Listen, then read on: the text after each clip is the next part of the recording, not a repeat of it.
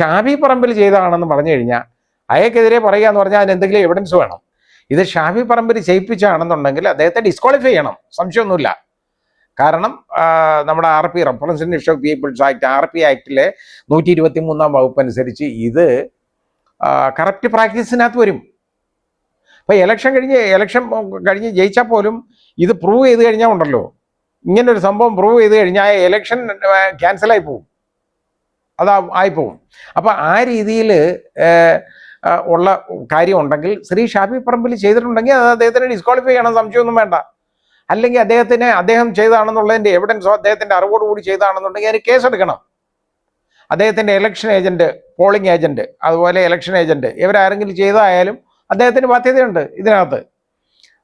അങ്ങനൊന്നും ശ്രീ ഷാഫി ചെയ്യുമെന്ന് ഞാൻ വിശ്വസിക്കുന്നില്ല.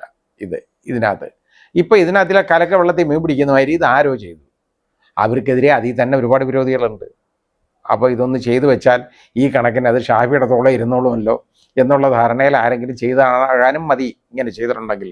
ഇതൊക്കെ ഈ വൃത്തികെട്ടവന്മാർ സമൂഹത്തിൽ ഒരുപാടുണ്ട് ഇങ്ങനെയൊക്കെ ചെയ്യുന്നവർ. അതിന് അവർക്ക് പ്രത്യേക രാഷ്ട്രീയം അതൊന്നുമില്ല. പിന്നെ ഇവർക്കൊരു സൈബർ പോരാളികൾ, സൈബർ സഖാക്കൾ ഉണർന്ന് പ്രവർത്തിക്കണമെന്ന് പറയുന്നത് ഞാൻ കേട്ടിട്ടുണ്ട് മുമ്പ്. സൈബർ സഖാക്കൾ ഉണർന്ന് പ്രവർത്തിച്ചാണോ ഇതെന്ന് സംശയിക്കേണ്ടിയിരിക്കുന്നുണ്ട് ഈ കാര്യത്തിൽ. അപ്പോൾ ആ സംശയം അന്വേഷിക്കണം. ഇതെന്താ അന്വേഷിച്ച് വെളി കൊണ്ടുവരാത്തത്?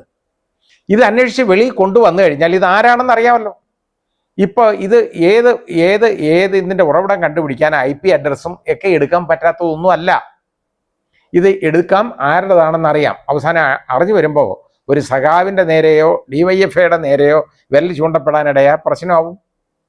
അതുകൊണ്ട് ഇത് അന്വേഷിക്കത്തില്ല, ഇത് അന്വേഷിക്കാനേ പോകുന്നില്ല. ഇതിങ്ങനെ പറയാം, ഇത് ഷാഫി പറമ്പിൽ ചെയ്തതാണ് എന്ന് ഇങ്ങനെ പറഞ്ഞുകൊണ്ടിരിക്കാം. പറഞ്ഞുകൊണ്ട് വല്ല കാര്യമുണ്ടോ? അയാൾ ചെയ്തതാണെന്നുള്ളതിന് എന്തെങ്കിലും തെളിവ് വേണ്ടേ? അല്ലെങ്കിൽ അയാളുടെ അറിവോടുകൂടി ചെയ്തതാണെന്നുള്ളതിൻ്റെ തെളിവ് വേണ്ടേ? അല്ലെങ്കിൽ അയാളുടെ പാർട്ടി, രാഷ്ട്രീയ പാർട്ടി, അയാളുടെ രാഷ്ട്രീയ പാർട്ടിയുടെ നേതൃത്വം, അല്ലെങ്കിൽ അവർ നിയോഗിച്ചേക്കുന്ന പോളിംഗ് ഏജൻറ്റ്, ഇലക്ഷൻ ഏജൻറ്റ്, ഇവരാരെങ്കിലും ചെയ്തതായിട്ടുള്ള തെളിവുണ്ടെന്നുണ്ടെങ്കിൽ കാര്യം ശരിയാണ്, പ്രശ്നമാണ്. അത് അന്വേഷണം നടത്തി എടുക്കേണ്ടത് ആരാണ്? അയാൾക്ക് അന്വേഷിക്കാൻ അയാളുടെ പോലീസില്ല. ഞാൻ നിരപരാധിയാണ് എന്ന് അന്വേഷിച്ച് പറയാനായിട്ട് ഷാഫി പറമ്പലിന് സ്വന്തമായിട്ട് പോലീസ് സേനയൊന്നുമില്ല. ഇവിടെ അതുള്ളത് നമ്മുടെ ബഹുമാന്യനായ മുഖ്യമന്ത്രിയുടെ കയ്യിലാണ്. അദ്ദേഹത്തിൻ്റെ പോലീസ് നിർബന്ധമായിട്ട് ഇത് അന്വേഷിച്ചെടുക്കണം. അന്വേഷിച്ച് ഇതിനകത്ത് കൾപ്രിറ്റ്സിനെ കണ്ടുപിടിക്കണം. അത് എതിർഭാഗം രാഷ്ട്രീയ പ്രവർത്തകർ ഇതുപോലെ ചെയ്തിട്ടുണ്ടെന്നുണ്ടെങ്കിൽ അതിന് യഥാർത്ഥത്തിൽ നടപടി വേണം, ശരിയായ നടപടി അതാ എടുക്കേണ്ടത്. അത് ഒരു സ്ത്രീയെയും ഈ രീതിയിൽ അപമാനിക്കാനോ ആക്ഷേപിക്കാനോ ആർക്കും അവകാശമില്ല, ചെയ്യാൻ പാടില്ല, ചെയ്തുകൂടാത്താണ്, ഗുരുതരമായ തെറ്റാണ് ചെയ്തേക്കുന്നത്. അതിന് കർശനമായ നടപടി ആരെടുക്കണം?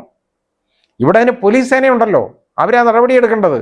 കാരണം ഇവരെ തെറി വിളിക്കുക, അല്ലെന്നുണ്ടെങ്കിൽ ഈ രീതിയിൽ ഇവരെക്കുറിച്ച് മോശമായി അവഹേളനപരമായിട്ട് പെരുമാറുക, സ്ത്രീത്വത്തെ ആക്ഷേപിക്കുന്ന വിധത്തിൽ പെരുമാറുക, ഇതിനൊക്കെ ഒഫൻസ് ഉണ്ട്. അതനുസരിച്ച് ഇൻഫർമേഷൻ ടെക്നോളജി ആക്ട് അനുസരിച്ച് ഒഫൻസ് ആവും, ഇന്ത്യൻ പീനൽ കോഡ് അനുസരിച്ചുള്ള ഒഫൻസ് വരും, ഇതെല്ലാം ഉണ്ട്. ആ ഒഫൻസൊക്കെ ഇട്ട് കേസെടുത്തിട്ട് ഇവരെ അന്വേഷിക്കണം. എന്തുകൊണ്ട് അന്വേഷിക്കുന്നില്ല? അത് ചുമ്മാ അങ്ങ് ഷാഫി പറമ്പിലാന്ന് പറഞ്ഞാൽ മതിയോ? അയാൾ മത്സരിക്കുന്ന ഒരൊറ്റ കാരണം കൊണ്ട് അയാളെ പറഞ്ഞാൽ മതിയോ?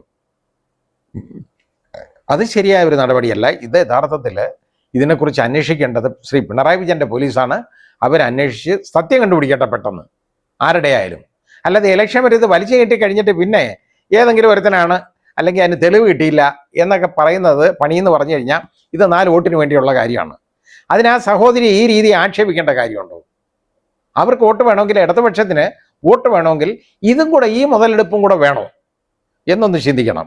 അതിന് ശ്രീമതി ശൈലജ തന്നെ അവരെ രാഷ്ട്രീയ പ്രസ്ഥാനത്തോട് പറയണം, ഈ രീതിയിലുള്ള വോട്ട് എനിക്ക് വേണ്ട എന്നൊന്ന് പറയണം. അതായിരിക്കും നല്ലത്.